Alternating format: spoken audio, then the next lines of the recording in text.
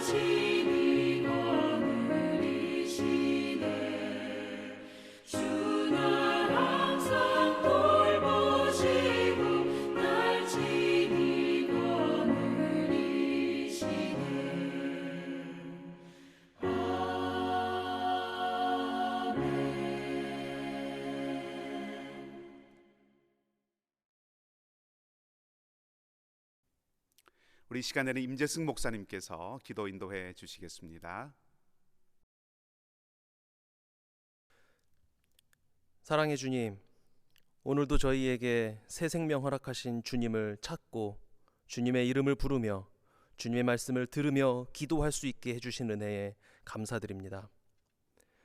값없이 주신 그 크신 십자가 사랑에 감사하며 그 구원의 은혜에 보답하고자 하는 마음을 가지고 열심히 신앙생활하고자 하고 또한 영과 진리로 예배하려 애쓰는 저희들입니다.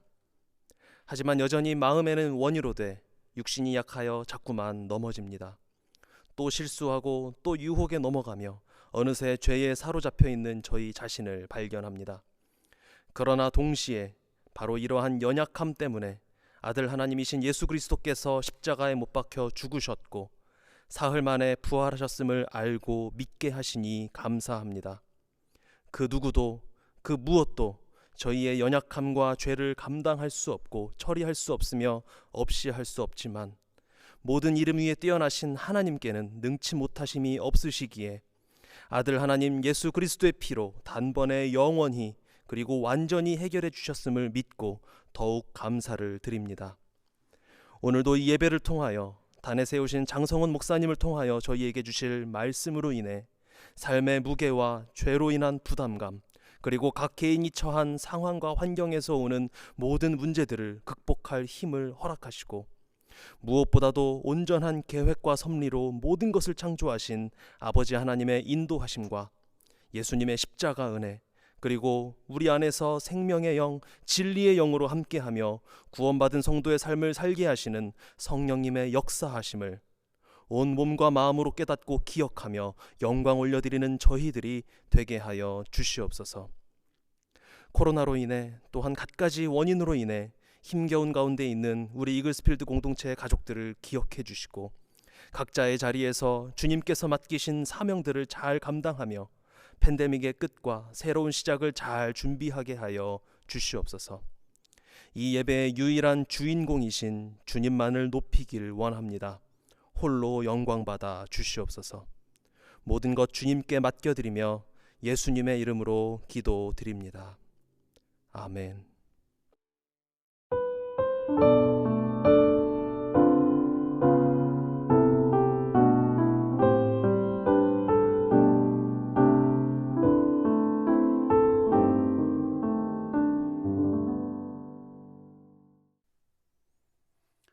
교회 소식을 알려드리도록 하겠습니다. 홈페이지에 게시되어 있는 주보를 참조해 주시면 감사하겠습니다. 우리 온타리오 정부의 리오프닝 지침에 따라서 우리 현장 예배를 드릴 수 있게 되었습니다. 오늘 주일부터 현장 예배를 드리고자 합니다. 지난 토요일에 저희들이 현장 예배를 준비하기 위해서 교회 건물 전체에 대한 방역을 실시했습니다. 안전한 가운데 여러분들 기다리고 있습니다. 오는 주일부터 주일과 수요 예배 현장으로 함께 오셔서 예배 드리실 수 있습니다. 우리 예전처럼 짝수달에는 우리 짝수구역이 1부 예배 그리고 홀수구역이 2부 예배에 참석해 주시면 감사하겠습니다. 가급적이면 그 기준들을 따라 지켜주셔서 안전하게 저희들이 잘 모일 수 있도록 협력해 주시면 감사하겠습니다. 헌금 방법을 안내해 드리겠습니다. 헌금은 교회를 방문하셔서 우편함에 헌금 봉투를 넣어주시거나 또 교회로 우편 발송해 주셔도 되고요. 이 트랜스퍼로도 헌금하실 수 있습니다.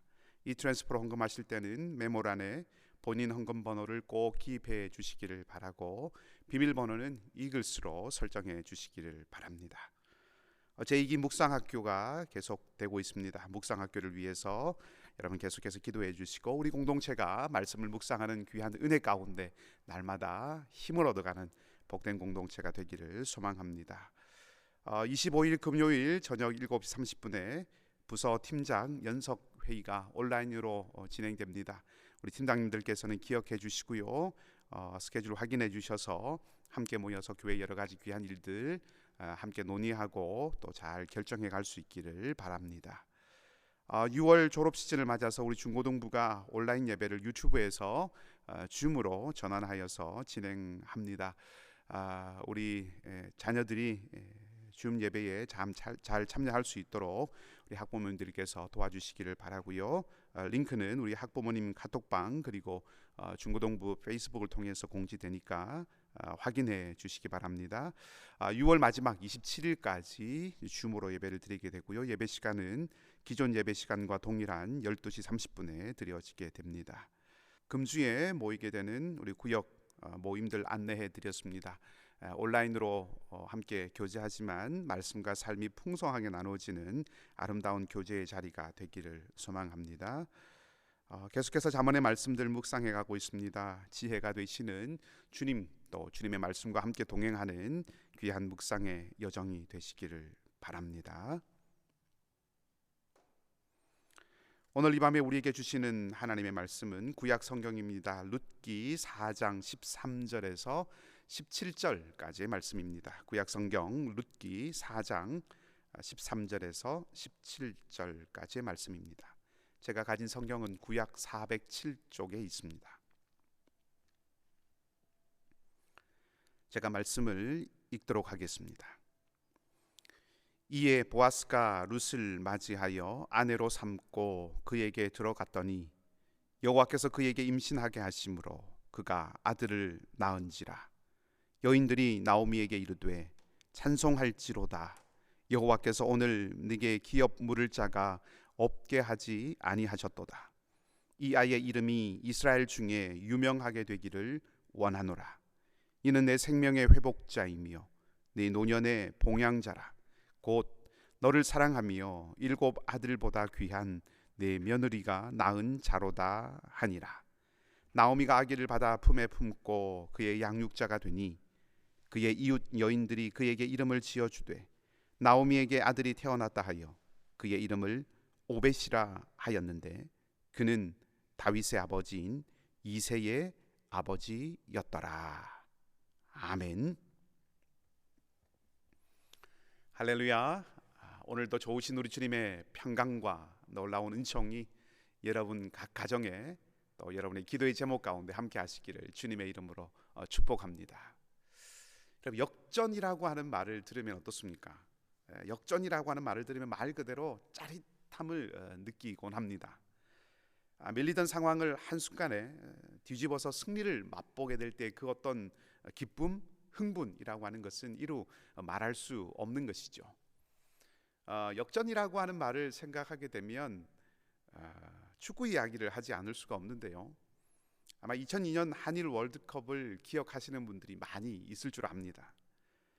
매 경기 하나하나가 참 인상적인 그런 경기였지만 제가 가장 기억에 남는 경기 중에 하나는 한국과 이탈리아가 경기를 했던 8강전이었습니다.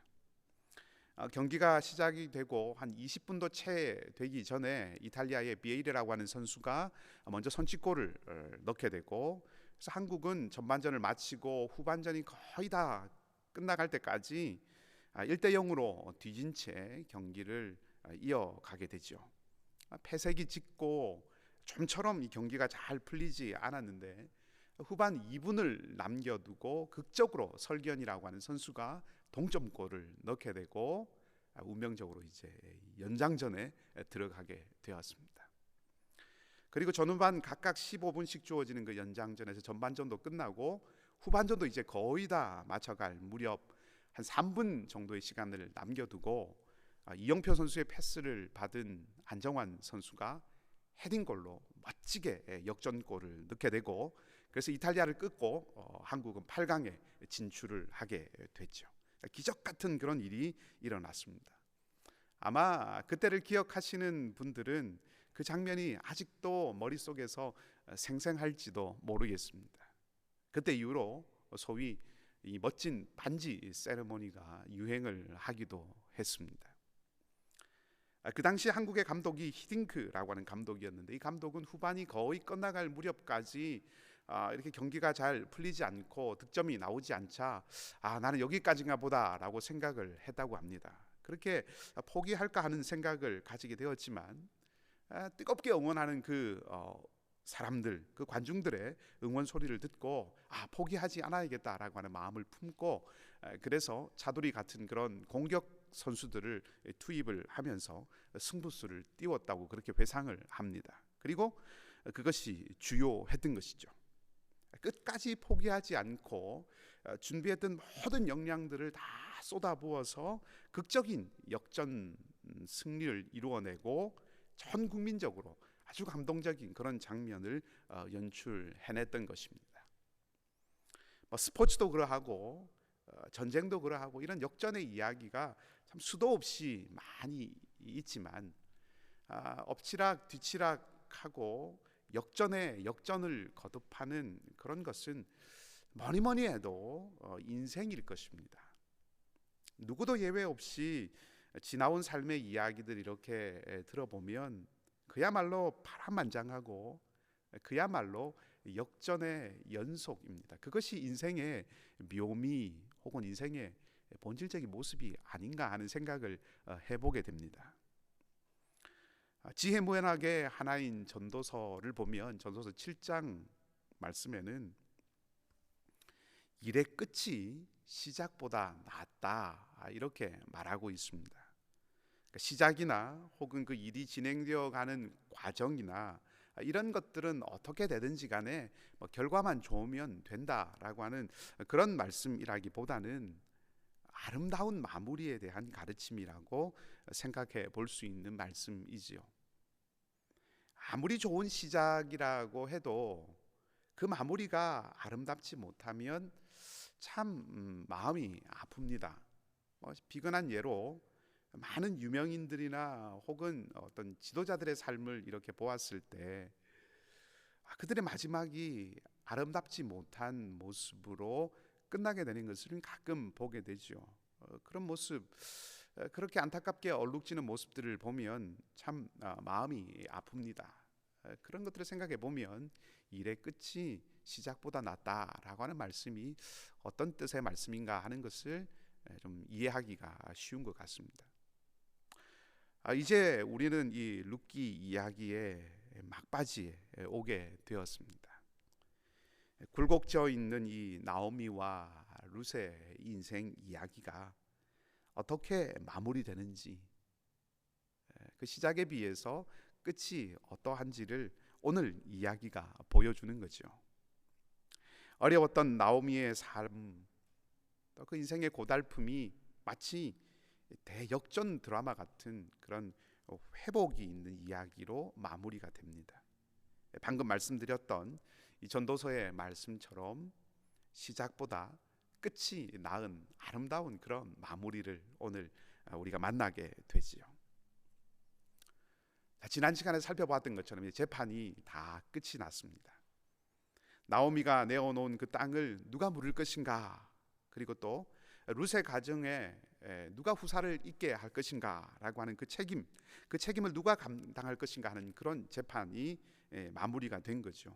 지난주에 살펴본 것처럼 그 재판이 마무리된 결과 이제 이 모든 일, 밭을 무르고 룻과 결혼을 해서 후사를 잇게 해줄 이 책임과 권리를 보아스가 가지게 되고 이제 그것을 행하게 됩니다.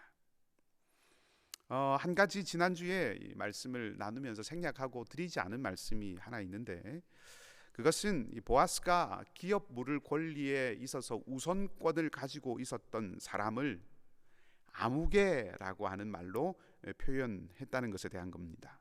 4장 1절에 보면 보아스가 그에게 이르되 아무개여 이리로 와서 앉으라라고 그렇게 말을 했지요.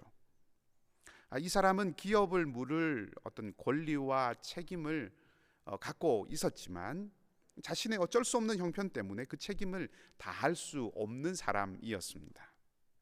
그리고 룻기의 기자는 그 사람의 이름을 아무개라고 그렇게 하면서 사실은 감추어 주고 있죠. 책임을 다하지 못하는 것을 드러내는 것이 아니라 그것을 다하지 못할 그 사람의 그 형편을 배려해 주고 또 마음에 헤아려 주고 있다는 것입니다. 저는 그 모습을 아무개여라고 표현한 이 모습을 감추어 줄 수 있는 사랑의 헤아림이다라고 그렇게 표현하고 싶습니다. 때로 사랑은 숨겨주는 것으로 드러납니다. 잘못을 감추고 죄를 숨긴다는 그런 의미가 아니라 약하고 연약한 이를 보호하는 것을 통해서 드러난다는 것이죠. 성숙한 공동체는 입을 닫고 보호해 줄 아는 사람들의 공동체입니다.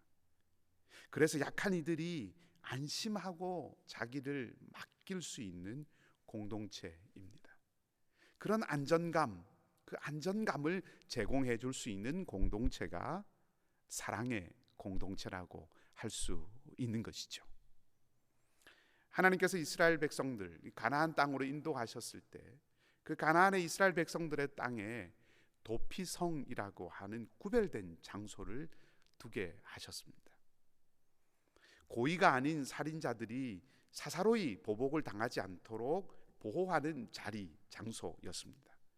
전체 이스라엘의 땅에 6군데의 도피성이 있었는데 실제로 도움이 필요한 사람들에게 안전한 공간이 되기도 했고, 또 도피성이라고 하는 것을 두었다는 그 자체가 이 이스라엘 공동체가 사회적인 안전망을 갖고 있었다라고 하는 뜻이 되기도 합니다. 그러니까 하나님께서 도피성을 두라고 말씀하신 것은 사회적인 안전망이라고 하는 것이 얼마나 중요한가, 공동체에 있어서 안전감이라고 하는 것이 얼마나 중요한가라고 하는 것을 가르쳐 주시는 것이지요. 그런 측면에서 보면 교회는 무엇보다 이 세상에, 이 사회에 안전망이 되어야 합니다. 정죄하고 판단하고 또 다투고 악함을 들추어내는 것이 아니라 그리스도의 사랑으로 약하고 지치고 상한 이들이 안심하고 그 몸과 마음을 누릴 수 있는 곳이 되어야 한다는 뜻입니다. 공의와 정의를 버리라는 것이 아니라 약한 이를 품어줄 수 있고 상한 이를 보호할 수 있는 그런 곳이 되어야 한다 하는 뜻입니다. 교회만 그런 것이 아니죠. 교회된 우리도 그렇게 되어야 합니다.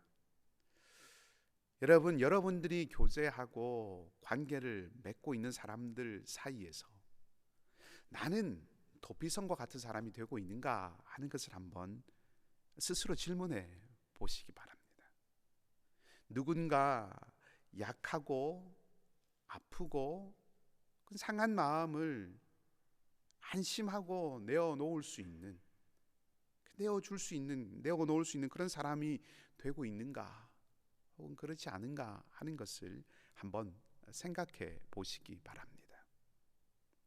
누군가 약한 이가 내게 온 이후에 그 이름이 드러나게 되는지, 나타나게 되는지, 혹은 이 보아스의 재판정에서처럼 아무개 이름 없는, 이름이 감추어지는, 보호되고 회복되어지는지를 한번 생각해 보시기 바랍니다. 그리고 우리 공동체도, 아니 우리 모두도 이 보아스의 법정과 같이 약한 자를 헤아리고 보호해주는 그런 은혜가 있는 공동체, 그런 우리의 삶이 되기를 소망합니다. 자, 오늘 읽은 본문의 이야기를 좀 보십시다. 오늘 읽은 본문은 룻기 이야기의 가장 중요한 부분이면서 또 어떤 의미에서 보면 절정에 해당되는 이야기라고 할 수 있습니다. 간단히 말하면 오늘 본문의 이야기는 보아스와 룻이 이제 결혼을 하죠. 그리고 아들을 얻게 되었다라고 하는 그런 이야기인데, 이 이야기를 룻기가 처음 시작할 때와 비교해 보면 많은 것이 변화되었다라고 하는 것을 볼 수 있습니다. 그것도 아주 좋은 변화입니다. 자, 룻기의 시작이 여러분 어떠했습니까? 나오미와 엘리멜렉의 가정은 그 첫 이야기, 이야기의 첫 시작은 참 단절과 이별 이야기들이었습니다. 나오미와 엘리멜렉은 베들레헴을 떠나지요. 대대로 살아왔던 그 삶의 터전과 단절되는 이야기입니다. 그들의 두 아들은 모압 땅에서 결혼을 했지만 후사가 없이 죽었습니다. 미래와 단절되는 이야기입니다. 그것이 첫 번째 나오미와 엘리멜렉의 이야기였습니다. 자, 그런데 오늘은 어떻습니까? 재판이 끝난 이후에 보아스는 룻을 아내로 맞이합니다. 떠났던 그 베들레헴으로 돌아와서 이제 그곳에 정착할 수 있게 된 것이죠, 나오미가. 그리고 보아스와 룻 사이에는 아들이 태어납니다. 다시 말해서 이들은 미래와 다시 이어지게 되었다는 것입니다. 이별하고 단절되었던 그 이야기가 이제 마지막 4장에 와서 다시 이어져가는, 미래와 이어져가는 이야기로 바뀌게 됩니다. 어떤 의미에서 역전이라고 할 수 있겠지요. 본문의 14절 말씀을 보면 룻이 아들을 낳은 후에 베들레헴 여인들이 나오미를 축복하는 장면이 기록되어 있습니다. 14절 말씀을 보면 여인들이 나오미에게 말합니다. 우리는 룻기 1장에서 베들레헴으로 돌아온 이 나오미, 모압에서 베들레헴으로 돌아온 나오미가 베들레헴 사람들에게 말하는 것을 들었습니다. 거기서는 나오미가 말하고 베들레헴 사람들이 듣습니다. 그리고 오늘 여기 4장에서는 베들레헴 사람들이 말하고 나오미가 듣습니다. 이것도 상황이 바뀐 것이죠. 뿐만 아닙니다. 1장에서 나오미가 말했던 그 말은 어떤 말이었습니까? 나오미는 괴로움에 대해서 말합니다. 하나님께서 자기와 자기의 가족들을 치셨다라고 말할 정도로, 자기의 이름을 나오미가 아니라 마라라고 바꾸어서 불러달라고 말할 정도로 어려움과 아픔을 안고 있었습니다. 그런데 오늘 4장에서는 여인들이 그때의 나오미의 말과는 달리 하나님께서 나오미의 가정에 기업 물을 자가 없게 하지 아니하셨다라고 말합니다. 1장에서 나오미는 하나님께서 자신의 가정에 괴로움을 주셨다고 말했는데 4장에서 여인들은 하나님께서 나오미의 가정에 여전히 소망을 심어 두셨다라고 말합니다. 괴로움과 소망, 기쁨, 한마디로 역전이라고도 말할 수 있습니다. 그것만이 아닙니다. 베들레헴을 떠나서 모압으로 갔던 그 엘리멜렉과 말론과 기럐은 낯선 이방 땅에서 안타깝게도 쓸쓸히 죽어 어떤 의미에서 잊혀져 갈 사람들이었습니다. 그런데 오늘 여인들은 무엇이라고 얘기합니까? 14절 말미에 보면 이 아이의 이름이 이스라엘 중에 유명하게 되기를 원한다라고 그렇게 축복합니다. 그리고 이 축복은 단순한 바람에서 그치지 않았습니다. 그냥 소망에서 끝나지 않았습니다. 다음 주에 살펴보겠지만 이 오벳은 다윗의 할아버지가 되죠. 잊혀져 갈 이름, 엘리멜렉, 말론, 기럐이라고 하는 잊혀져 갈 그 이름이 이제 유명해진 이름이 됩니다. 역시 역전이라고 말할 수 있습니다. 룻은 모압 여인이었습니다. 이방인이죠. 하나님의 백성이라고 하는 그 이스라엘 안에 들어올 수 없는 사람이었습니다. 그런데 룻은 보아스와 결혼을 함으로 말미암아서 말론의 가문을 이어갈 수 있게 했습니다. 그리고 그것으로 인해서 룻은 이스라엘 공동체의 당당한 일원이 됩니다. 배제되었던 이방인이 공동체의 일원으로 받아들여지고 있다라고 하는 것이죠. 이방인이었던 그 룻의 운명이 하나님의 백성 공동체의 일원이라고 하는 것으로 그 운명의 전환, 역전이 일어나고 있다는 것입니다.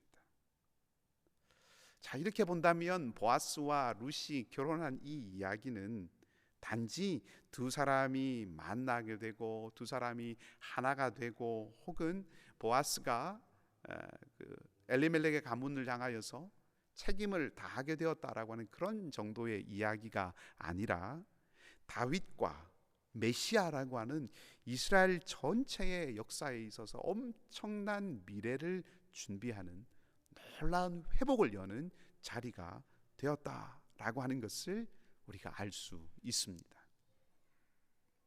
그리고 이제 우리는 이 이야기의 중심에 보이지 않지만 끊임없이 일하고 계시는 그 하나님의 손길이 계시다고 하는 것을 고백하지 않을 수가 없는 것이죠.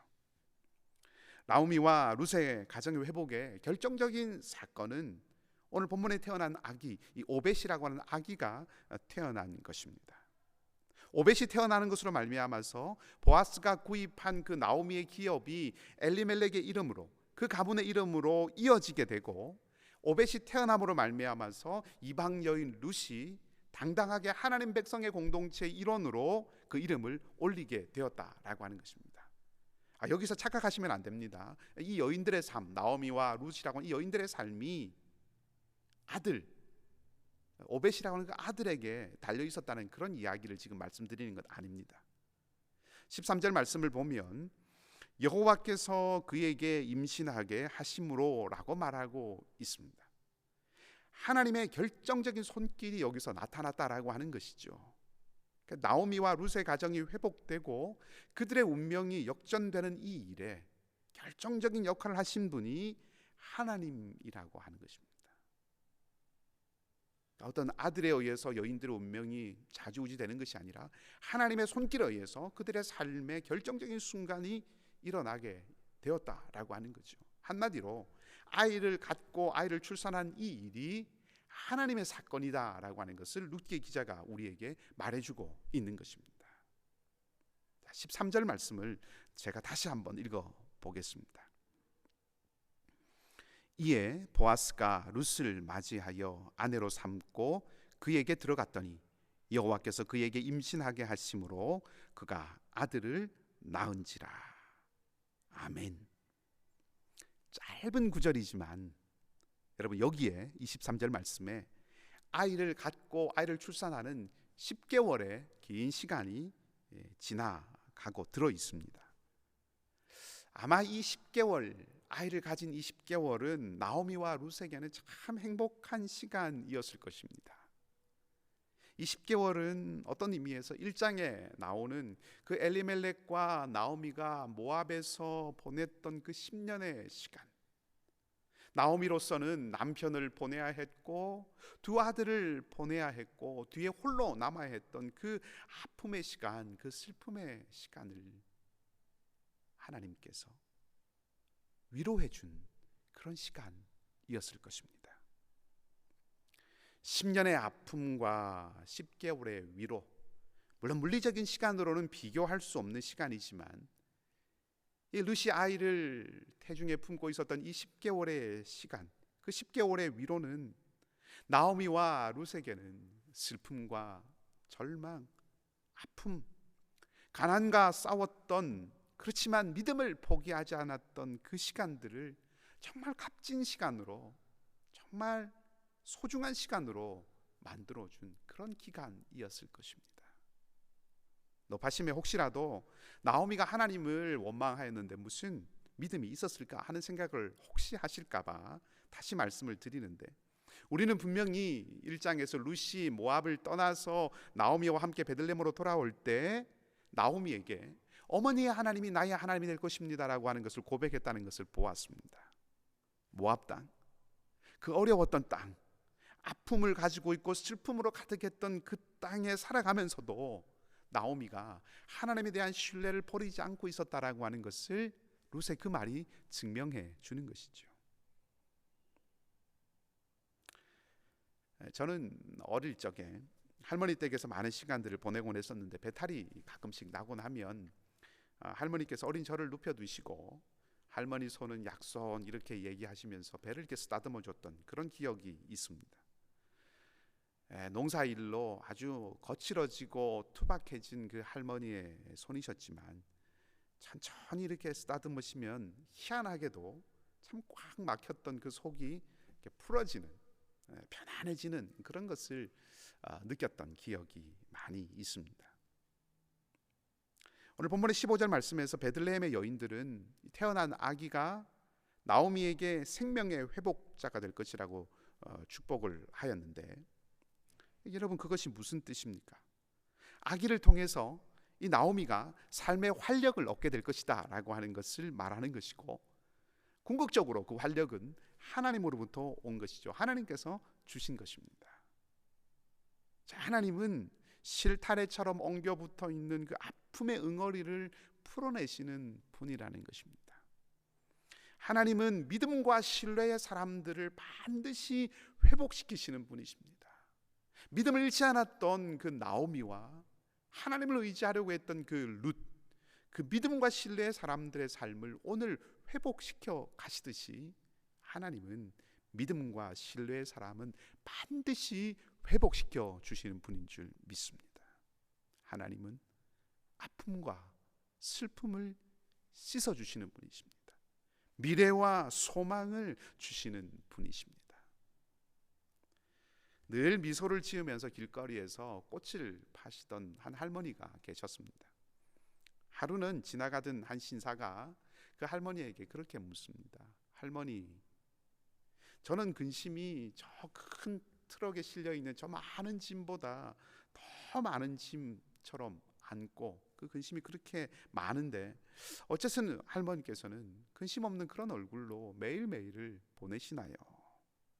그러자 할머니께서 이렇게 대답을 하셨다고 합니다. 나라고 왜 근심이 없고 나에게 왜 어려운 일이 없겠습니까? 그러나 저는 어렵고 힘든 일이 생길 때마다 우리 주님의 무덤 속에서의 3일을 생각한답니다. 그 3일이 지나면 주님이 부활하시지요. 그렇습니다. 하나님은 죽음에서 생명을 일으키시는 분이십니다. 생명을 소생시키시는 분이 우리 하나님이십니다. 절망의 소망을, 죽음의 소생함을 불어넣는 분이 우리 하나님이십니다. 지난 주일 오후에 당회를 마치고 참 오랜만에 저녁 식사 후에 우리 가족들과 함께 가까운 공원에 산책을 갔습니다. 우거진 그 나무 숲 사이를 걸었는데 참 좋았습니다. 새소리도 들리고 햇살과 바람에 반짝이는 그런 나뭇잎도 참 기분 좋게 보았습니다. 그렇게 한참을 걷다가 우연히 그 산책로 길가에 잘려나간 그루터기를 하나 보게 되었습니다. 아마 한아름은 좋게 넘어 보이는 그런 나무였는데 놀랍게도 그 나무 줄기가 잘려나가 죽은 듯이 보이는 그 나무에, 그 그루터기에 싹이 나고 있는 것이었습니다. 아주 작지만 초록색 싹들이 그 나무 위에 피어 있는 것을 보았습니다. 저는 그것을 보면서 우리의 삶에 역사하시는 그 하나님의 역사하심이 바로 이와 같은 것이다라고 하는 생각을 품지 않을 수 없었습니다. 하나님은 나오미와 룻의 가정에 오벳을 주심으로 믿음의 사람에게 회복의 기쁨을 안겨주셨습니다. 10년의 슬픔을 10개월의 위로로 씻어주신 것이죠. 그리고 그것은 단지 위로로 끝난 것이 아니라 다윗으로 이어지는 축복의 문이 되게 하셨습니다. 여러분의 삶에도 이 10개월의 위로가, 이 10개월의 은혜가 있기를 원합니다. 다윗으로 이어지는 그 축복의 문이 여러분의 삶에도 열려지기를 소망합니다. 여러분의 삶이 어떤 형편에 있든지, 여러분의 마음이 어떠한 상태에 있든지 하나님을 향한 신뢰와 믿음을 잃지 않고 있다면 하나님은 나오미와 룻에게 그렇게 하셨던 것처럼 반드시 그 10개월의 위로를 우리에게도 허락해 주실 것입니다. 그래서 다시 일어서게 하실 것입니다. 다윗의 고백으로 오늘 설교를 마무리하려고 합니다. 시편 23편 1절과 1절, 2절, 3절 말씀은 이렇게 고백되어 있지요. 여호와는 나의 목자시니 내게 부족함이 없으리로다. 그가 나를 푸른 풀밭에 누이시며 쉴 만한 물가로 인도하시는도다. 내 영혼을 소생시키시고 자기 이름을 위하여 의의 길로 인도하시는도다. 영혼을 소생시키시는 하나님, 생명의 회복자인 하나님, 이 고백이 저와 여러분 우리 모두의 고백이 되기를 바라고, 절망을 소망으로, 죽음을 생명으로, 슬픔을 찬송으로 바꾸시는 놀라운 하나님, 그 하나님이 우리의 아버지이심을 경험하는 남은 한 주간의 삶이 되시기를 주님의 이름으로 간절히 축복합니다. 함께 기도하십시다. 하나님, 나오미와 룻의 가정에 보아스를 통하여 오벳을 주셔서 10년의 아픔이 10개월의 위로로 이제 소망과 미래를 위한 길을 여셨던 것처럼 사랑하는 우리 이글스필드 모든 식구들의 삶과 가정과 일터와 기도의 제목에도 새롭게 하시는 하나님, 회복하시는 하나님, 일으키시는 하나님의 손길을 허락하여 주시고 살리시는 하나님을 신뢰하고 의지하는 믿음을 변함없이 품고 살아가는 우리 모두가 되게 하여 주시옵소서. 감사를 드리며 우리 주님 예수 그리스도의 이름으로 기도하옵나이다. 아멘. 우리 다 함께 찬송가 542장을 부르겠습니다.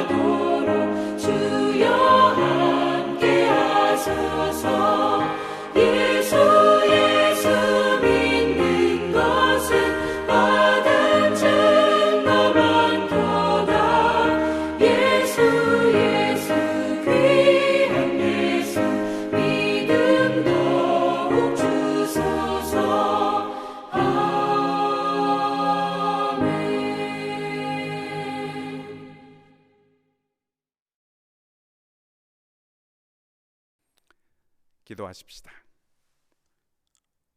주님 예수 그리스도의 은혜와 하나님 우리 아버지의 사랑하심과 성령님의 인도하시고 교통케 하심이 사랑하는 이글스필드 모든 가족들과 가정과 일터와 기도의 제목 가운데 상록교 어르신들과 어린 자녀들과 선교사님들과 그 사역 가운데 이제로부터 영원토록 함께 하옵시기를 간절히 축원하옵나이다.